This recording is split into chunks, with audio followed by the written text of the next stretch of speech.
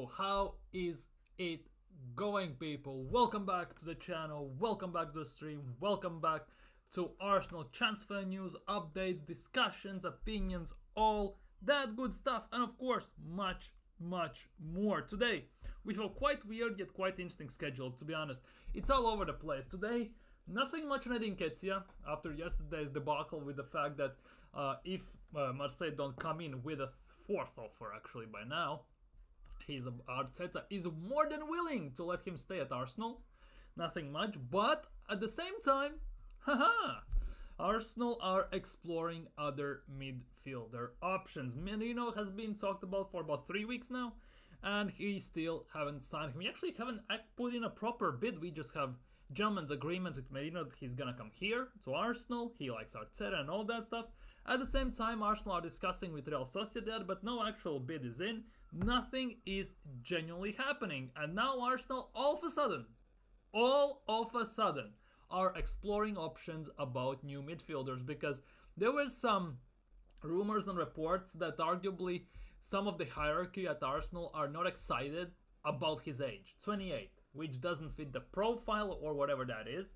And now it's all up in the air. What's gonna happen with that? Apparently Nottingham Forest are interested in Edu, at least they were, but we're gonna talk about that as well. And some other tricks and bits and bobs here or there about ex-Arsenal players. Arsenal's players that have been linked have gone somewhere else. And some new links, actually. There are actually some new links for Arsenal as well. So, anyways, if you're new around here, of course, don't forget to smash thumbs up, don't forget to subscribe, like the thing, comment, get interactive in the chat and all that good stuff. And big up Pepper in the chat, big up, and big up BX Gunner 81. Welcome. And we are kicking things off, to be honest, straight off the bat with Ramsdale. And this is nothing new, to be honest. The reports are nothing new, but basically reports that more or less confirm that if there is a twist and Arsenal actually cannot sell Aaron Ramsdale, it's basically Arsenal have refused to rule out a loan move. So basically, if it's last week or 2 weeks left in August, we haven't sold him, which it looks like a really big possibility, by the way, since no bids, nothing has come in. We are open to loaning him out. Who would take him remains to be seen. Obviously, Arsenal, he joined Arsenal for £24 million. Arsenal wanted 50, but now have dropped the value to 30, and there are still no takers. Although there could have been, and there are actually quite a bit of teams that could have used and could use a goalkeeper like Aaron Ramsdale. I'm not gonna lie. But at the end of the day, it doesn't look like it's gonna happen because bids are not happening. No rumors are surfacing about this. And it looks like he might be going on a loan, which actually also has been talked about very vaguely. In this instance, there's been Southampton and another team here or there. But overall, again, nothing concrete, which means there's actually some possibility that Ramsdale stays at Arsenal. There is actually a possibility that Ramsdale stays at Arsenal. And I must say, I feel sorry for him. Yes, the fact that he has said that he cannot focus for the 90 minutes and everything kind of put a massive red cross over his career at Arsenal. But at the same time, Arsenal have ruined him. Arteta has ruined him in a way. Because if you knew that, and you knew that Raya will become #1, nothing stopped you from selling Ramsdale last summer, and nothing stopped you from playing at least 30% of the season. Putting him in goal in games more often, just so he gets some practice, he can showcase what he can do, and maybe then cash in on him now. So it is what it is at the end of the day. Between our non-alcoholic beer sponsor, yeah, the new Arsenal sponsor, the new non-alcoholic beer, and Zinchenko getting number 17, he has gotten Edu's old number. He has Edu's old number, if I'm not mistaken as well. So everything's going fine. It's fine. Generally fine. Put in the meme where a guy sits in a burning house drinking coffee. Put that in and it's pretty much Arsenal at the moment, in my opinion. Genuinely, it's mad. If we keep Nelson, Nketiah, Zinchenko in this squad, we won't win anything. I'm fine with Ramsdale as back. Yeah, that's the thing. I'm cool with Ramsdale as a backup because, let's be real, he can be a backup.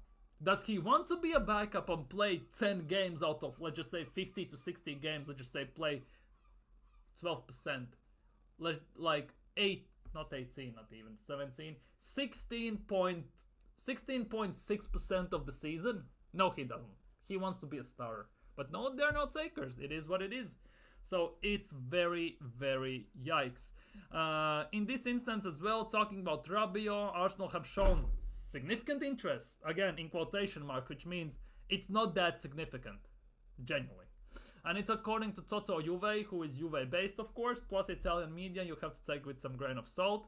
I don't want him at Arsenal. The issue with this is, if Merino deal falls flat, which is being suggested low-key by the fact that Arsenal are exploring different midfielder options, there is a possibility that there's end of the window and Arsenal go with panic signing of Rabiot. The thing is, by the way, Rabiot is 29 and Arsenal don't want to sign, according to some people in hierarchy and reports, that don't want to sign Merino because he's 28. Rabiot is actually older than Merino. So why the hell is he being linked with Arsenal? Why the hell there are links with Arsenal in general with him? Especially if Arsenal are not that excited in general to sign a 28-year-old. Why would they sign a 29-year-old? Where is the logic in that? Where is the logic in that? And yesterday, according to Edu Arteta, whatever that is, about his sometimes very questionable, sometimes very good. It's 50-50. And he is claiming that Justin from Gunner Blog, who writes for The Athletic and everything, attacking reinforcements, that's meaning strikers, wingers, whatever, most likely are depending on our upon further outgoings. Basically, it depends if we can sell someone. And this in general now, if I sit here, I see this statement. Only thing I can think about is the fact that Arsenal have no money.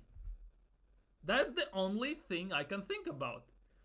We have spent 700 million over 4 windows.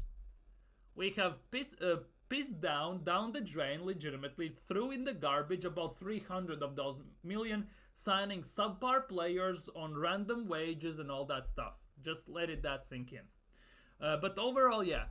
That means that Arsenal have no money. Because if they had money, or if Josh and Stan would give Edu and Arteta money, we would have signed everyone by now. Which leads me to believe we have no money actually.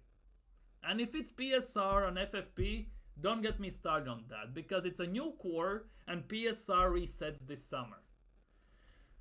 So make it make sense. Why we haven't signed anyone? And the thing is, Nketiah, Nelson and Ramsdale are players who are looking for regular first team football. The expectation is that they will be allowed to leave before the end of the window. Now, if you think about this, Ramsdale at best is going out on loan. At best, based on the links we have had throughout this whole window, by the way. He's at best going out on loan, which means we are pretty much getting no money whatsoever. Nelson, we can get about 20 to 25 million. 20 to 25 in my opinion. That would be fair. So we get 20 million. And for Eddie, we can get 25 to 30. So overall, at best, if everything falls into place, all the stars align, all the rainbows start to shine, all the unicorns, bacon is flying, not bacon, pigs are flying, the hell freezes over and everything, we can get about 50 to 60 million for those two. Potentially. Generally potentially, right? Which means we can sign technically no one. Basically you can sign maybe Solanke. Maybe we can sign a winger. I don't even know who we could sign as a winger, to be honest. Because at the moment, every single striker that Arsenal could sign would cost about 65 to 80 million. Genuine. That is Gyökeres, that is Solanke, that is arguably Osimhen, but because his release clauses have been a bit lower, but it is what it is at the end of the day at the moment. So we won't sign a striker. Genuinely, it looks like we won't sign a striker, so I and you as an Arsenal fan who wants Arsenal to sign a striker need to make amends with that. Somehow. But it's been 3 years since Aubameyang has left and we still haven't replaced him. try to delete that from your memory, by the way. Golden Boot winning. Aubameyang hasn't been replaced yet. This is the big issue now. And wingers, Pedro Neto, 60 million for player who plays 10 to 20 games a season, no thanks. As much he has the technical ability, he's electrifying, he has pace, would fit the profile as people like to now throw this catchphrase around. Too injury prone. So that leaves what? Nico Williams, he's staying at Atletico Bilbao. Players we have been linked with, wingers. Chiesa, but he apparently is waiting now. Roma are interested. He's been offered to Manchester United and someone else. So that leaves Rafinha technically. We're gonna talk about Rafinha in a few minutes, but that only leaves Rafinha because there are no other wingers. You wanna say we're gonna sign that Turkish guy Yilmaz? No thanks. It's genuinely looking like Arsenal have no money. It genuinely looks that way. It's mad. It's genuinely mad. And that's why I'd go for Rafinha at 50 mil seems doable. 50 mil seems hell a lot, but I get it. Arsenal are desperate, everyone knows that and everything. I'm, to be honest, not too sure Barcelona would be open to selling Rafinha. Because from what I could understood, the only way Rafinha is leaving is if they sign Nico Williams. Because then they are kind of forced to get rid of one of the forwards. That is the only way, isn't it? It's either Ferran Torres or Rafinha. But Ferran Torres plays left wing / striker. Rafinha plays left wing, right wing.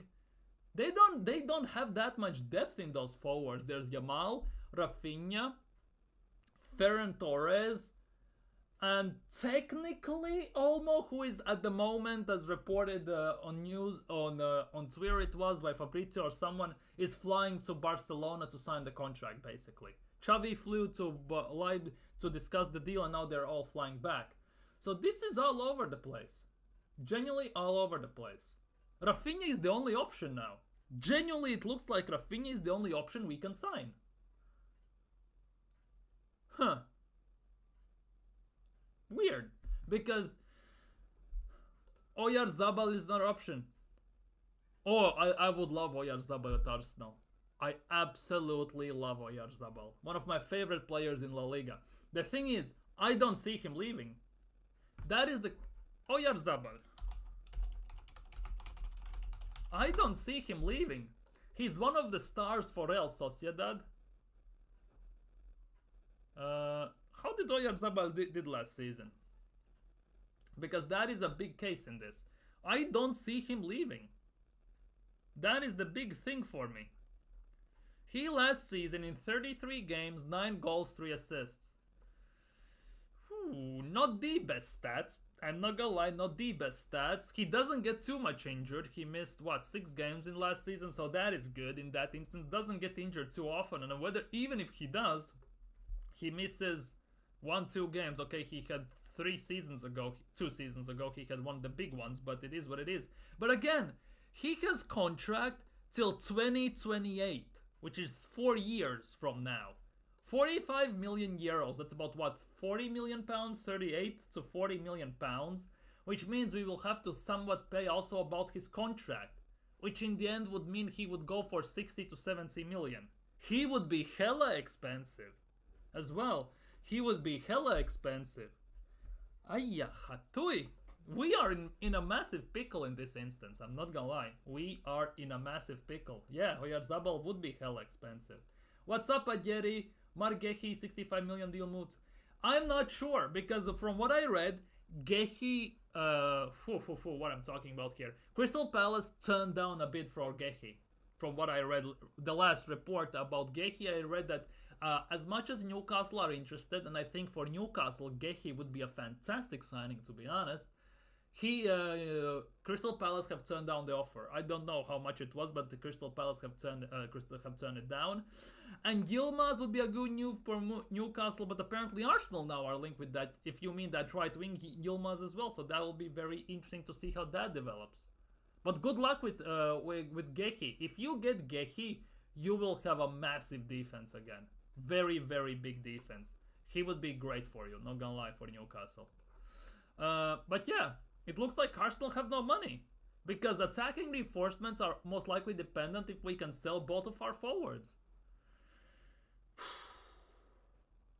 To be honest, this is a very hypothetical thing, which only way I can see Arsenal sign someone better player is the only way if Arsenal sell one of their quote-unquote better players. And in this instance, it means that Arsenal would have to open to sell Martinelli or Trossard, one of the big guys who is maybe a bit out of favor or something like that, to actually sign a massive player. Because based on this statement, it means Arsenal almost have no money, and only way they can sign someone is if they sell someone properly. Which means if Arsenal sell Nketiah and Nelson, they would get about, as I said, 50 to 60 million. Yeah, 50 to 60 million. Ramsdale wages 120 grand a week. For 1 year, if the team takes on, they most likely will split it 50-50, for example. 60 grand a week, that is about 3 million. That puts up to like 58 to 62 million. Arsenal only that way can sign someone. Unless Arsenal are very open or willing to sell one of their quote-unquote best guys, there is no chance I can see Arsenal buy someone big.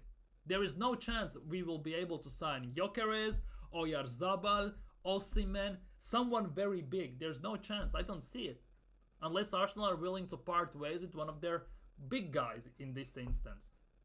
Because this statement just says that Arsenal has no money, pretty much.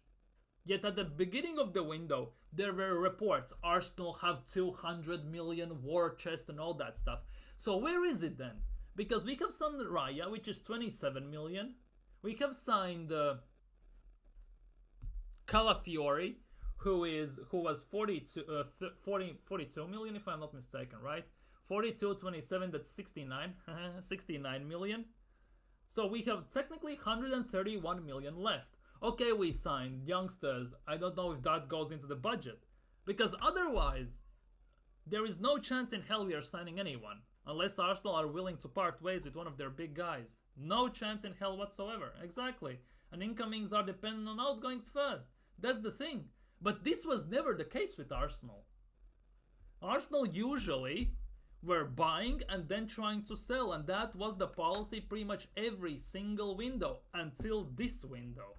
And I genuinely believe that this is the window where Stan and Josh, or most likely only Josh, has gone up to Edu and said to him that, show me that you can sell players. Otherwise, you are not getting any of our money. You get no money. And if you sell, you can prove you can make some money, you can make some ROI, return on investment, and all that stuff. Then we can talk about you using that money, and we will add something on top so you can make the signings. Generally, it looks like Josh Kroenke has said, as a businessman, I want some proof that you can do your job, basically. That is straight up what they have said. It feels that way, at least, because there's no other excuse or way that Arsenal don't have any money to sign players they actually need to strengthen their team, improve their team, and to be actual title challengers. Because at the moment we are about 3 or 4 players short, arguably. Exactly. Yeah, because Arsenal need arguably a striker, a backup for Saka, 1 or 2 midfielders. So at the end of the day, Arsenal need about 3-4 players still. If they had the money, that 200 million war chest, I don't think it would be a problem. We already would have signed Gyökeres or Osimhen most likely. So it is that. I think back to that photo of Josh Kroenke giving Edu that look. Yeah, that was a cold picture. And it might have been just a capture of the moment, if that makes sense. You know, as it freezes time. At the same time, there might be some truth to that. There might be something in that picture more than actually meets the eye, where Josh has actually set an ultimatum for Edu. Because there's no other way. Mind you, selling Helen graduates as well technically is a scapegoat way to make profits. For in Edu's case, if you look at Edu as sporting director. Because if you sell Helen Graduate, it's our own player, we get profit no matter what. Let's be real. If Edu, let's just say, sold Lokonga when we signed him for about 20, we sell him for 30, then it's a different story. It's very, very weird. And it generally feels that way. Just like Chris is saying, big up Chris in the chat, just like Chris is saying, based on how at the moment we're moving in the market, the fact that we cannot sell, and that the fact that our future signings are dependent on sales, it could actually be the fact that Merino could be our last signing. Unless Arsenal are playing some weird chess game where throughout whole transfer window they drag out signings, they put up a smoke screen, they drag out other signings, so at the end of the window in the last week, they legitimately just go to a player or a team, drop randomly 100 mil on the table and saying, I'm taking your best player. But I don't see Arsenal do that. We never move like that in the transfer window, so most likely there is a big possibility Merino actually could be our last signing of the window. And again, this now falls back to the last 4 years, where we have spent 700 million. From those 700 million, 400 million, around 400 million have been invested properly, I would say, and the rest of the 300 have been hella subpar, questionable signings. Because there was a stat, Arsenal have spent, since Arteta has come in, 250 or 240 million on defenders alone. Defenders alone. Then they have spent about 70 to 100 on goalkeepers alone. Arteta has bought, in his tenure at Arsenal, 7 or 8 goalkeepers.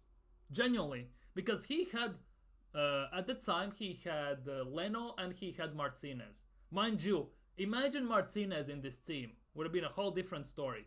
But imagine, because he let them two go, we signed Ryan on loan, we signed Runnison, we signed Ramsdale, Raya, we signed, there is another one.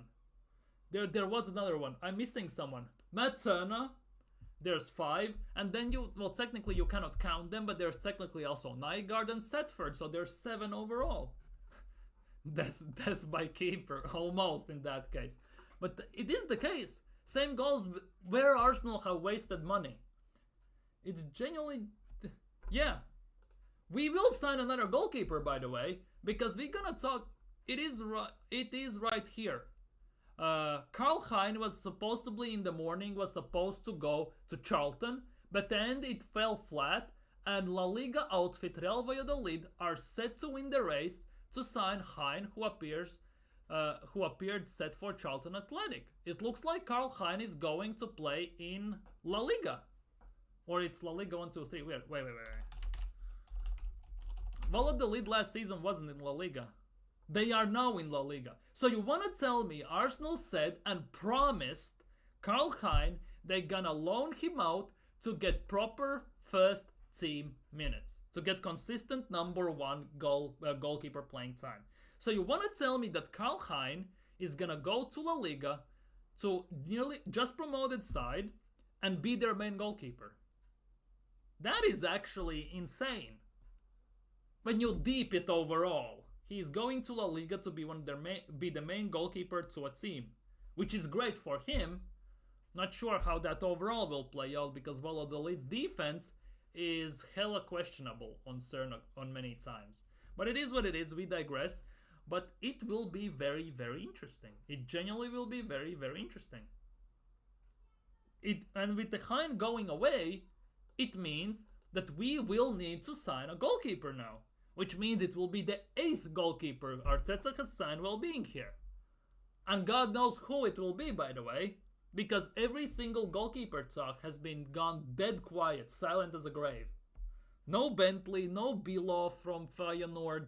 Who else was there? There were some other goalkeepers we were linked with, but none of them. Genuinely none of them. Now what's gonna happen, God knows. Genuinely. Who's gonna be the second goalkeeper? By the way, bring back Wojciech Szczęsny.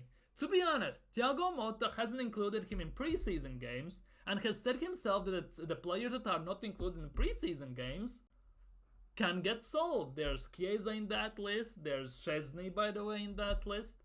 There's Jallo is going out on loan, so there's no that. But maybe Szczęsny as a backup, bring him back. Who knows? Because there are not that many options. The question is how much Szczęsny would cost, by the way. Genuinely, how much?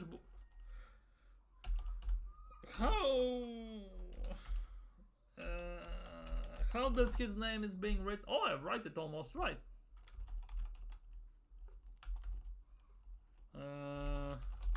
So it looks like, could it be Szczęsny? For some weird freaking 6 million. Hey, yo. For it's interesting.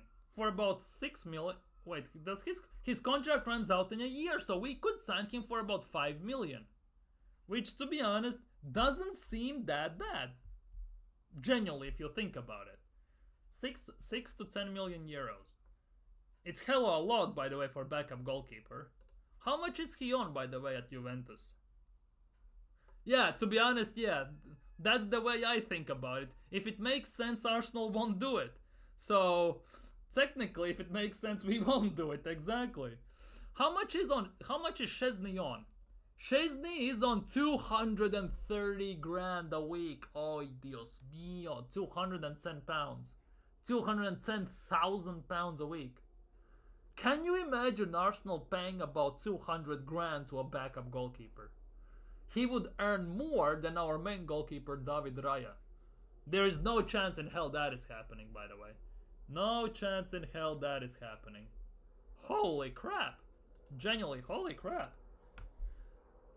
Holy crap. He'll take a pay cut to come back to Arsenal. Okay.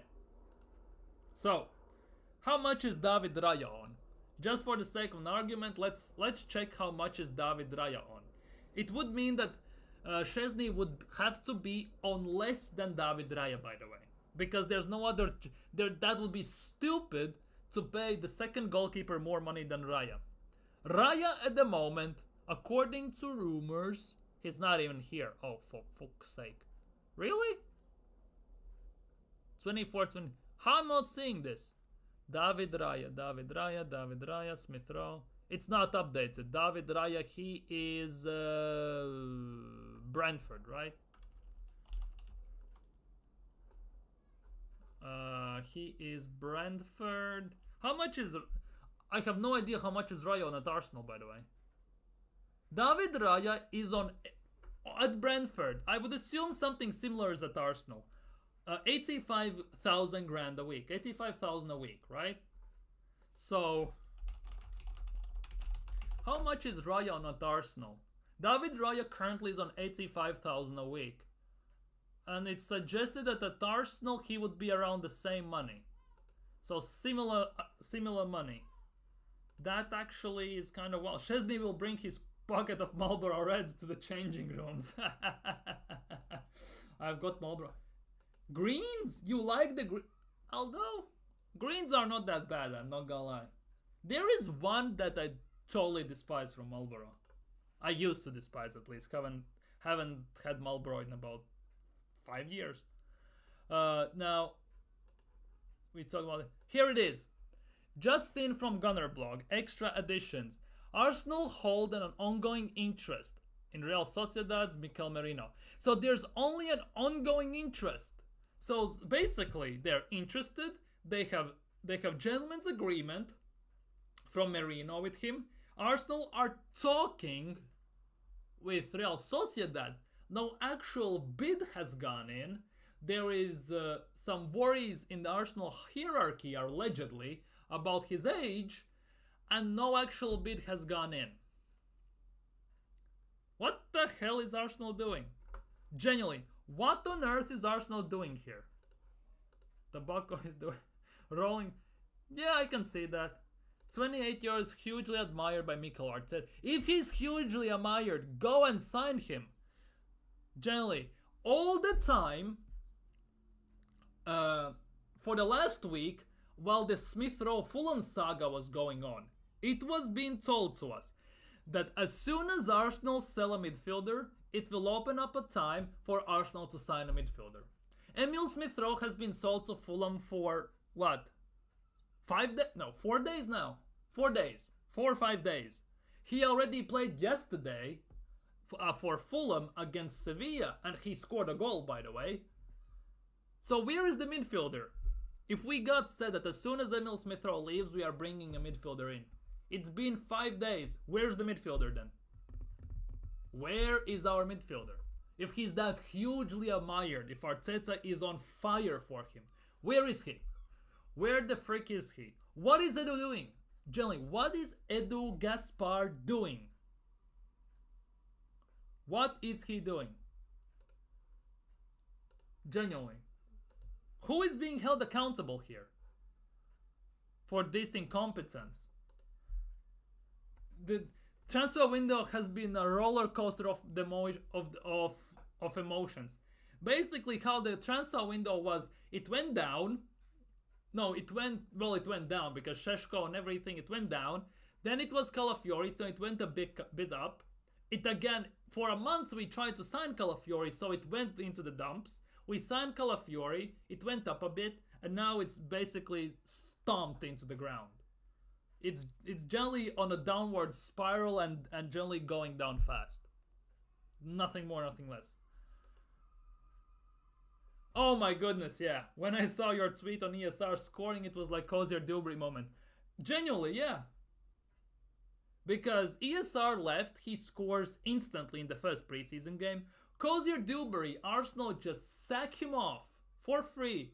Could have sold him easily for about 5 to 10 million in my opinion. He goes to Brighton. First preseason game for Brighton, he scores 2 goals. It's genuinely mad. Genuinely, that is insane. I tried to stay cool. It's impossible. Because Premier League for Arsenal kicks off in 10 days. In 10 days. Right? 7, 8, 9. Yeah, in 10 days. It generally kicks off in 10 days. Premier League in general starts in 9. And Arsenal have done pretty much nothing in the transfer window. We have signed Broccoli, Cauliflower, or whatever you want to call him. We have loaned out Lokonga, who's gone to Sevilla. Plus, he already is injured at Sevilla. We have loaned out Nuno Tavares to Lazio, who got injured at Lazio and already is injured there as well. Now we are loaning out Karl Hein to Real Valladolid, and we have sold Emil Smith-Rowe. On top of that, we sacked about 22 under 21s, which we could have sold overall for about 50, 60 million, if not more. Let's be real, Okonkwo could have gone for 5. Dubry to 5 to 10, that's, let's just say 10, 15. And the rest of them for about 2, 3 million easily. We could have made, without shadow of a doubt, about 60 million from those players. But now Arsenal just binned them off, so it is what it is at the end of the day. Arsenal. Only pain. This is pretty much almost the same level transfer market pain I had when Arsenal in the transfer window signed only Percek. Remember that transfer window where we didn't sign any outfield players, only signed Percek? Remember those days? It's pretty much the same thing here. Pretty much the same thing. It's actually worse in a way with the same thing because allegedly we have money, we are challenging for the title, and we are doing pretty much nothing to bridge the gap. Because City doesn't need to do much. They need to sell 1 player, sign 1, 2 players, and they are where they are, and everything. Arsenal are the ones that need to catch up. And mind you, while we are being slow in this market, other teams are signing players left, right, and center. Villa have signed about 7, 8 players. West Ham about 6 players. And every single team is getting stronger. Well, we are basically standing still. So at this point, we are not catching City. Other teams are catching us. And that is what is worrying in all of this. Unfortunately, this is a very underwhelming when you're going for the title and trying to overtake City. Exactly. That is the thing. We are showing our hand even before the season kicks off. Mind you, there is no hand to show, to be honest. Because we have the same squad as we did last season. Only difference is we have Calafiori and, okay, technically Timba. So we have the same squad. And nothing has changed. We have no new quote-unquote blood in the team, pretty much. We had the best defense in the league last season. We have 2 more defenders now. So we technically have even better defense. But what does that help? When in the key moments, when pressure is onto you, you shit your pants and you're potentially one of 2 chances you have to maybe scoring 1 goal and winning the game. Because this is the season when I want to win title. This is the season when I want to go to Etihad and actually attack. Not sit back, park the bus like every other team pretty much does it against Arsenal. I want to attack. I want to go toe to toe with them. Yet, it's never gonna happen, is it? Man City fan thinks that if they don't replace Gundogan, Arsenal will win the league. I feel our rivals over it. Yeah, I can see that, because last season they didn't have Gundogan's replacement. What they had, Kovacic? Don't make me laugh. They didn't replace Gundogan. Technically they did, realistically they didn't. And they still won the league because Arsenal choked. Genuinely, we lost to Villa. We went 1-7 in December. We lost the league. That's it. Nothing more, nothing less. Replacing Gundogan means nothing. Arsenal hasn't replaced Aubameyang for 3 years now. Arsenal used to be known for very great strikers. Ian Wright, Kevin Campbell, rest in peace the guy. Anelka, Adebayor, Thierry Henry, Dennis Bergkamp, Robin van Persie, arguably Olivier Giroud. Then there's also, of course, Aubameyang. Look what we have now. We have 6'4" German giraffe who moves like he's been shot with a tranquilizer dart, who cannot finish his dinner in front of net. And we have Brazilian samba dancing, I don't know who, crybaby with massive cheekbones, who also has said on interview himself, finishing and scoring is not his strong suit. Good striker partnership, guys.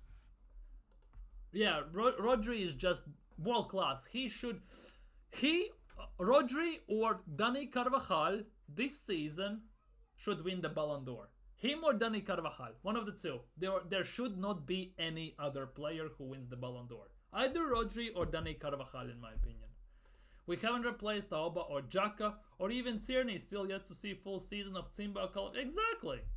We haven't replaced the players that quote-unquote have been at certain seasons the key for us to getting somewhere, to winning a cup, to finishing top 4, to carrying the team, because Aubameyang carried the team when we won the Golden Boot. When he won the Golden Boot, he carried it loads.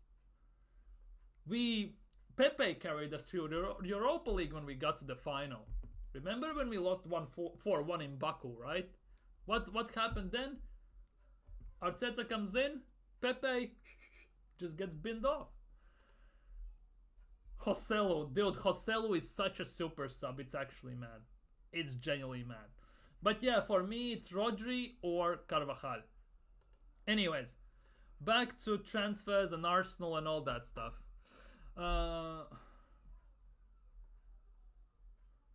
Arsenal set for Man City transfer fight after 82 million Alvarez move. What the hell is this? Manchester City are close to securing a monumental profit on Julian Alvarez. By the way, that deal is also 50-50 at the moment, because according to reports, Atletico Madrid doesn't want to agree the salary terms that Alvarez wants, so it's still being discussed from what I heard last before I started the stream. They signed Savinho, who will cook in Premier League in my opinion. He was incredible for Girona last season, genuinely phenomenal player.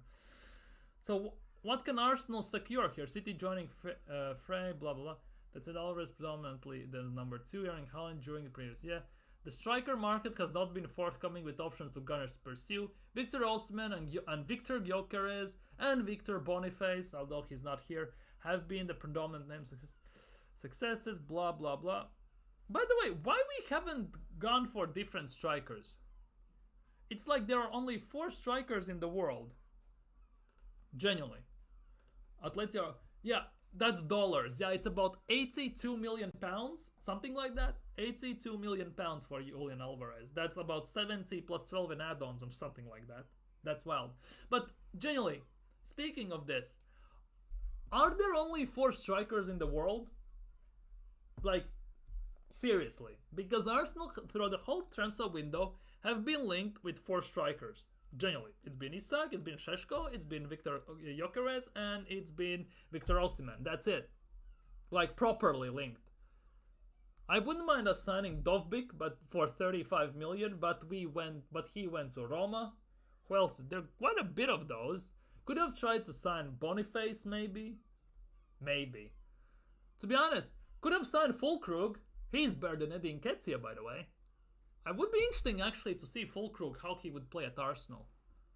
But he doesn't press. That's why Mikel Arteta doesn't want him.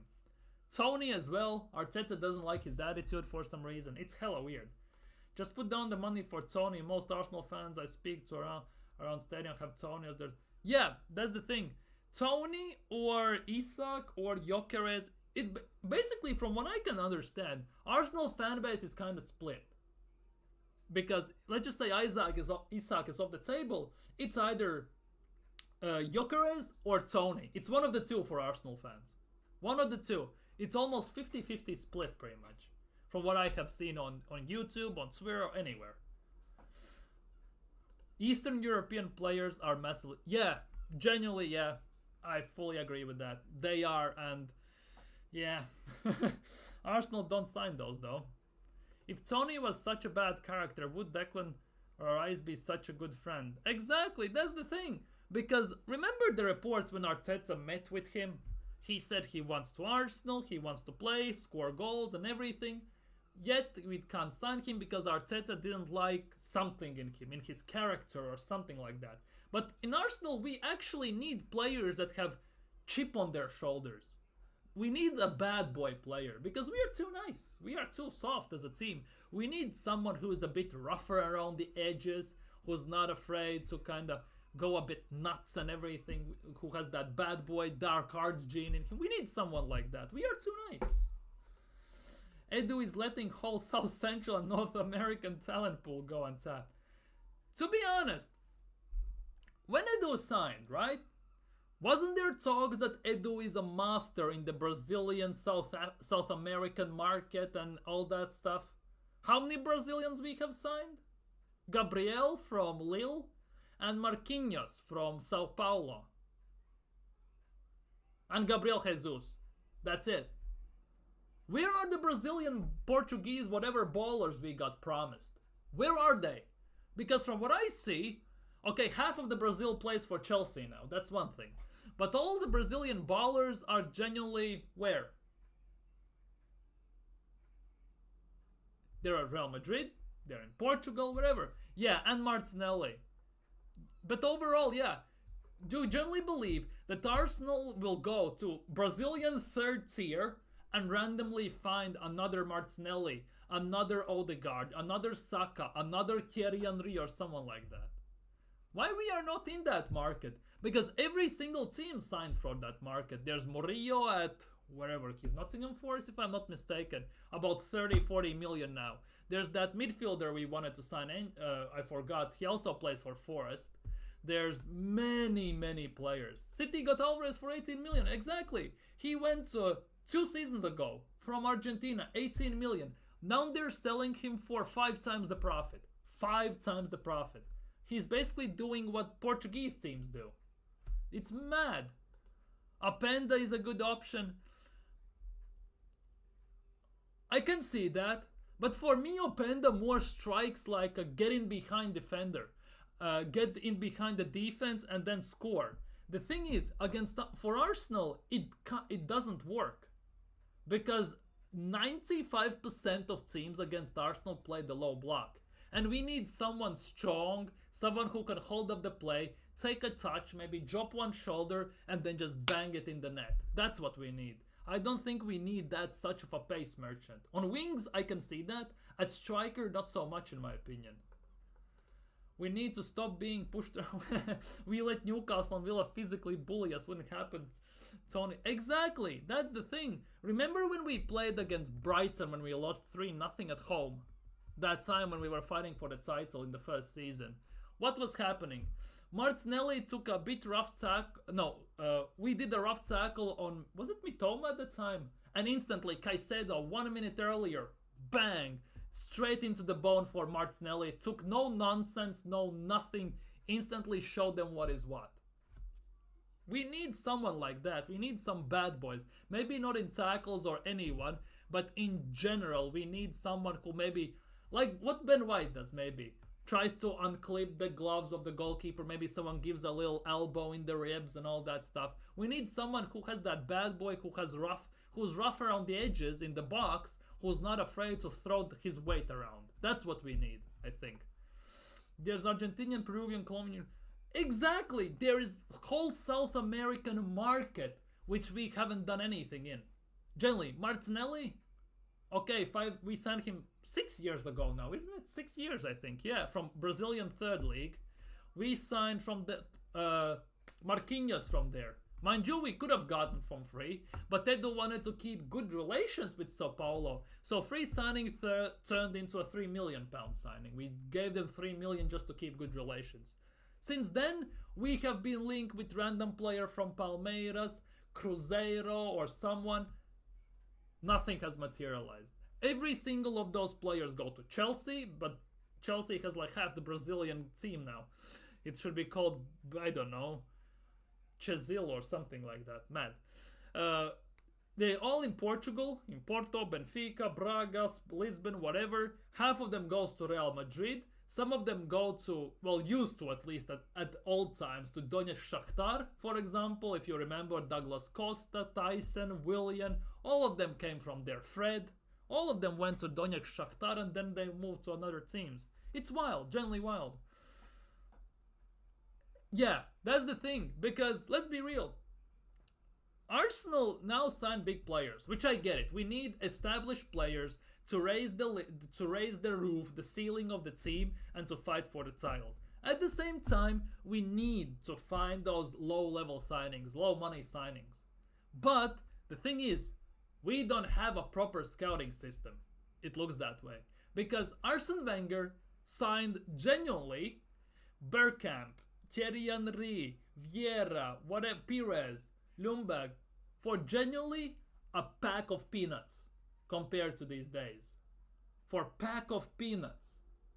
In this market, which is today, all of those players, even at their age, would have gone each for 50, 60 million easily.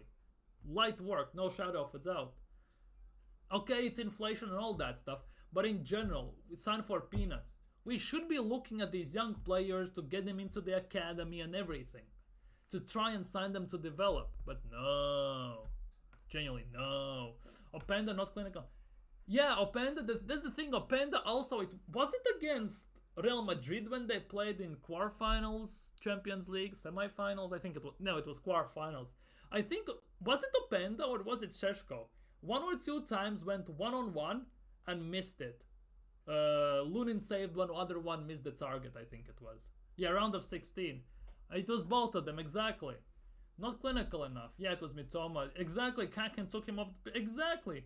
Ferguson then Kivior for the goal. Exactly. Genuinely, every single team has players that go and just, if something they don't like, they try to provoke someone. Something like what Gabriel does, for example, Ben White does, Kai Havertz on certain level. They do that. But they don't do it to a certain extent. We need generally like a bad boy like Pepe or Rudiger, generally a wind-up merchant. It generally feels that way. The reason our record selling number is 35 million. It's not exactly. Not good. Record selling number. Generally, it's like Balogun, Oxlade-Chamberlain, and that's it. And Emil Smith-Rowe, arguably. Exactly. Šeško and Openda put on display of... exactly. Pretty much. It's mad. It's genuinely mad. I think we've gone a bit off topic here, but hey ho, it is what it is. I love these discussions. We genuinely need to grow. We need to explore other markets. Same goes for African markets. Yes, we have had some Nigerian players in the team and everything. We still have Nigerian descent in the team, like Bukayo Saka, for example. But in general, getting Nigerian young players and everything, Ivory Coast, like we had Kolo Toure and stuff, Iwobi and everything. Why we don't export that market? It's not profitable enough. It generally feels that way. We don't scout in... Although, in Africa, Arsenal have arguably the biggest following base you can imagine. Because there's in Kenya, visit Rwanda by the way, Ethiopia, Nigeria, genuinely in every single African country there are Arsenal fans, a massive amount. Exactly. The Asian market is starting to put out some, yeah, it is, genuinely it is, Japanese market especially. Mostly attackers, but genuinely it is. And I think that's why we signed also Tomiyasu. We are trying to dabble in that market. But to do that, you'll have to be willing to scout there and maybe look at some random players. Because we had Reyo Miyachi. That went well. Wenger signed Takuma Asano. That went well. And now we have Park Chu-young. Park Chu-young? I think, yeah, it was Park, basically. Korean as well. That went well. Now we have Tomiyasu. We need someone. We need more of these players that go under the radar. Because we don't, it generally feels like we only know how to scout in Europe. Even that we don't do well, but generally. We don't scout in South America, in Asia, in Africa. We just don't do that. Other teams, generally you will go there, 1 season passes, randomly 2 season passes, and randomly, for example, Liverpool, or just for examples, right? Liverpool, City, Crystal Palace even, Chelsea, someone, maybe not Chelsea in this instance, Fulham, randomly promotes from their youth squad a random guy nobody's ever heard of, arguably from a country like Paraguay, like Brighton has Enciso, for example. Or they have a random player from, I don't know, Bolivia randomly gets promoted and he looks miles like generally like the next big thing. Like, why Arsenal cannot see that? Why Arsenal cannot go scout in those areas and try and find some of those players? Exactly. Keisuke Honda, one of my favorite players at the time when I was looking at it, when there were not such a big thing, but when he was at CSK Moscow. Incredible player, free kick king in my opinion. He was fan-freaking-tastic, one of my favorite players. He went to AC Milan then. Generally, Park Ji-sung, exactly. Nakamura, there is Nagasawa as well. Of course, now it's Hyunmin Son, of course, and everyone. It's mad. Exactly. Honda's left foot was incredibly lethal. Yeah, Son is the latest great, exactly. It's Kim Min-jae. Sounds like a boss, but it is another product from South Korea. Future. That's what market brings. They bring massive Korean market to Bayern Munich now. Unless he gets sold, by the way.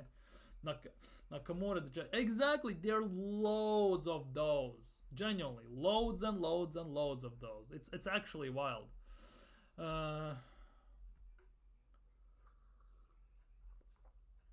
What is this? Arsenal may also sell a defender to balance out the squad. Yo, where is this bastard with number 14? Sell this dumbass. Give him number 17 and instantly sell him. Sell him. Next club. Anyways. Yeah, Takefusa Kubo. Takefusa. Yeah, for backup for Saka, yes. Takefusa Kubo, backup for Saka, I can see that. He's not ready to be massive starter. He's not ready to be a starter. By the way, Arsenal face Bayer Leverkusen tomorrow in the Emirates Cup, right? 2 of the best defenses in Europe are facing each other. Bayer Leverkusen conceded 15, Arsenal conceded 19. So this game tomorrow will go 2 ways. Either it will be a very low scoring game, or I hate to say this, but Bayer Leverkusen could pull off a madness. Genuinely could pull off a madness there. I will be there, first time at Emirates since 2013. Big up. Hope Arsenal win. I don't want Arsenal to lose at their own cup, but we'll see. We'll see who plays. I think Calafiori starts as well, by the way. That's my prediction for that game. Joshua Kimmich has decided he will be staying at Bayern Munich this season, which means Joshua Kimmich is not the mystery German, who we still don't know who it is, by the way. So he is not leaving, he's not joining Arsenal as it was potentially talked about before. Attacking reinforcements would depend on outgoings, we know that. here it is. Wait, I'm gonna open Romano just after this to check out. According to reports, a Belgian Pro League duo Standard Liège and Eupen want to sign Arsenal forward Nathan Ojejeji on a permanent deal this summer, according to Football Insider. Would you... He's not worth anything, he's a youngster, but if Arsenal can get about 5 million, I'm not against that. Generally, I'm not against that. Now the question is, I don't see Arsenal selling Oyedeji, because I think Arsenal actually rate him and Arteta rates him, so I can see alone, I don't see him getting sold. Although, if Arsenal want to make money for transfers, they might be forced to sell him. According to Hall's, Con Harrison, Gabriel is close to signing a new long-term contract extension at Arsenal, which is actually pretty nice news. This year in April, Arsenal opened talks about with Gabriel with extending his contract, and now it looks like he's very close to that. The question is, what's gonna get announced first? Gabriel's new contract or Arteta's new contract? Because according to reports, Arteta is also set for a new contract, arguably, which I'm very questioning that decision, by the way, at the moment. We should decide whether we want to extend his contract or not in March maybe, or April, because pressure makes diamonds, and Arteta needs to be under some pressure. Because from what I can see, how Arteta is treated in preseason, how he's talking to Josh and Stan, the atmosphere around the club, he is legitimately under no pressure whatsoever. But yeah, what's gonna be... And Arteta, apparently, if he resigns, could be one of the highest paid, if not the highest paid manager in Premier League, by the way. Has won nothing and gets paid the most. Amazing. Today, Chidobe Martin also completed his medical as new Manchester United player, so painful, genuinely painful. Apparently, Edu has interest from Forest. So Forest owner wants to get Edu and promote him for sporting director to kind of a CEO to oversee all 3 clubs that Nottingham Forest owner owns. So that is the case, but it's already been confirmed that Edu is not leaving, unfortunately. If we lose this game, might be another 10 years for me to return. Oh, so you are the bad luck charm, huh? You might actually be the bad luck charm. The mystery German problem is that Wash Sane. Nobody knows. Genuinely, nobody the hell knows. Because genuinely, I believe that is strictly a rumor now, which came out just to stir up the pot and kind of take off, like maybe focus from Calafiori or something like that. Arteta Jabi link up should be fun too. Yeah, they're going against each other. The faithful should shell out a warm. We need an outgoing or 2 this week to hopefully have a chance at bringing anyone in before this. Exactly. And the thing is, if Arsenal are not signing Merino and exploring the options, it means one thing: either they don't have the money and they don't and they want to sign Merino but they need to sell, or they have the money even though Merino has agreed, they are not convinced that Merino is the right player for the job, even though it's been reported that Arteta is on fire, exactly happy to get Merino to the club. Seems like Kainak was right about Merino. It looks that way. Genuinely looks that way. To be honest, even though Football.London has, in a way, clickbaity titles, but they need to make them so they get clicks, they get views, and reads the article and everything, they have inside sources at Arsenal. Now, the politician, the crybaby Bart Simpson, is now getting Edu's old number 17. At least he's not wearing my lucky number. There was an interview where he said, "When I came into Arsenal, with all my respect, almost everyone was over 26, 27, big salaries and not performing. If you have those 3 elements, which club in the world wants to come here to buy one of our players? No one." And to be honest, by the way, even now, 60% of players of our Arsenal team, nobody wants. So technically, we have made our squad younger, we have gotten better, but still most of our squad nobody wants. There are generally selectful handful of players other teams would want from Arsenal. So technically, nothing has changed. If you think that way, at least, if you look at the way the glass is half empty, basically, from that instance, genuinely, Karl Hein is going to Real Sociedad. We already talked about that. Kappa Watts has gone on holiday at this crucial stage of the transfer window. Maybe he's with Edu barbecuing or riding jet skis or something. Well, what is this shade thrown at the late 20s, people? We're all old and over the hill. Basically. Zinchenko said that number 17 is special to him and that it's the number he wears for Ukraine. So does that mean we'll see him in midfield? I hope so. Midfield is the only place I can accept seeing Zinchenko. At left back, no chance whatsoever. Maybe I can see Zinchenko playing left back, and bear with me here, against Ipswich, maybe against Southampton, although we don't do that great against Southampton. It's one of our bogey teams like Everton and everything. Maybe I can see Zinchenko playing there because defending isn't that high of a priority. But as soon as we come in with those top 10, top 12 teams in Premier League, I don't want to see Zinchenko nowhere near that left back side. By the way, it just dawned on me. Zinchenko gets number 17. More of a midfielder number, by the way. Do you think the fact that Arsenal are stalling the Merino deal is because Arteta has finally opened his eyes and thinks that he actually can play Zinchenko in the midfield? Is that too far-fetched for me? For my thinking right now out loud, or could there be something to that? I said to my mate that we are only picking two. Dude, don't start even again. Don't even start this. We lost the league in the 2 seasons ago because we couldn't beat the freaking Southampton. We lost on Juventus game where we lost 5 points and we finished 5 points behind City. Don't start this again. Don't even think about this.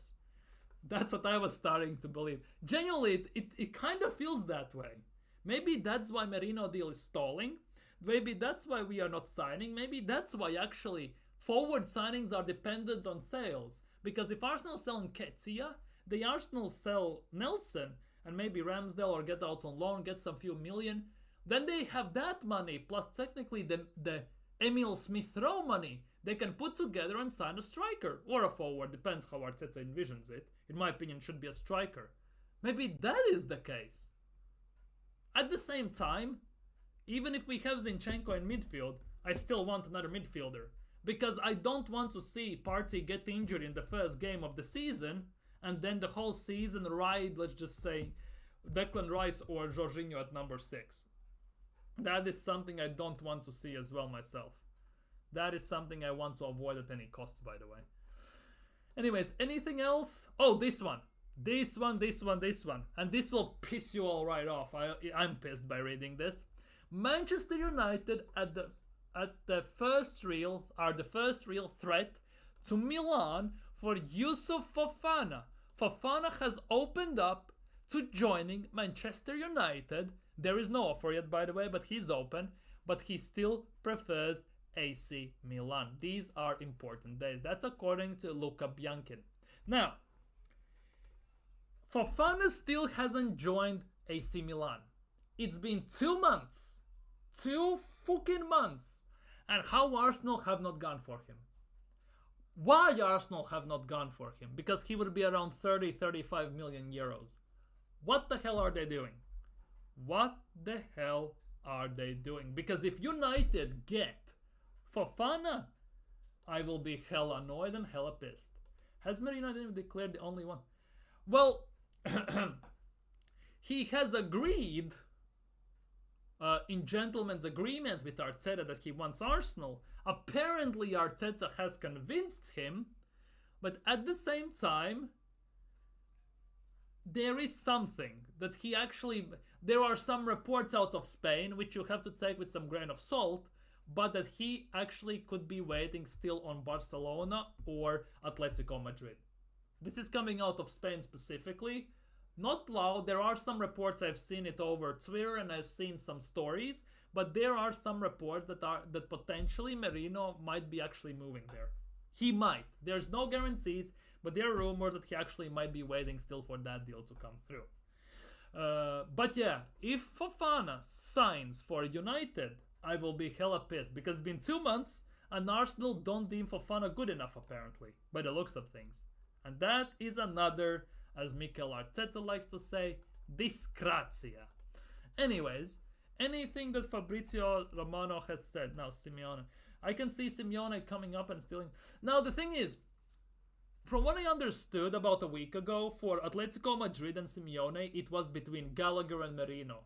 They are signing Gallagher. They just spent 82 million on Alvarez. Not sure they have the money to sign Merino. Although they might, to be honest. They don't sell that they don't buy that much, so there actually might be a thing to this. Almost to Barca. Olympique Marseille are signing another player. They have signed more players than Arsenal have signed in the last 2 transfer windows. Yusuf Fofana's priority is still clear. AS Monaco know that he wants to join AC Milan. No talks with West Ham. How is West Ham more close to Fofana than Arsenal? No proposal from Man United so far. Still no agreement from AC Milan to Monaco. Alvarez have just improved their proposal to Julian Alvarez. Difference is around 2 or 3 million between the parties with player agent on it. They are basically pushing for the deal and it's gonna happen with Gallagher.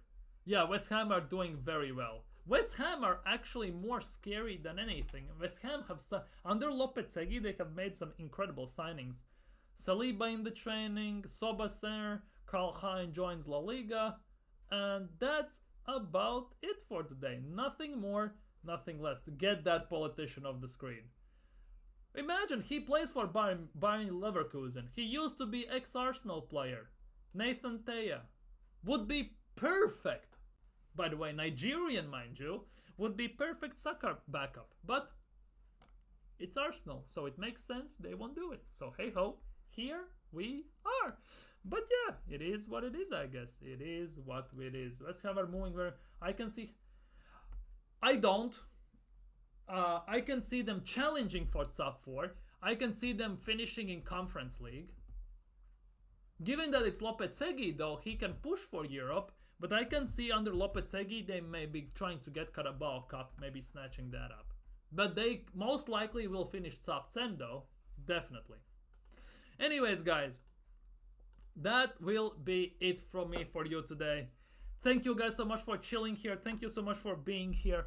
You have been fan-freaking-tastic. Thank you so much for chatting, interacting. Had lots of fun, lots of time, especially chatting about Edu and Arsenal's deficiencies in scouting in some certain markets and everything, signings everyone's making, and Arsenal have made none pretty much.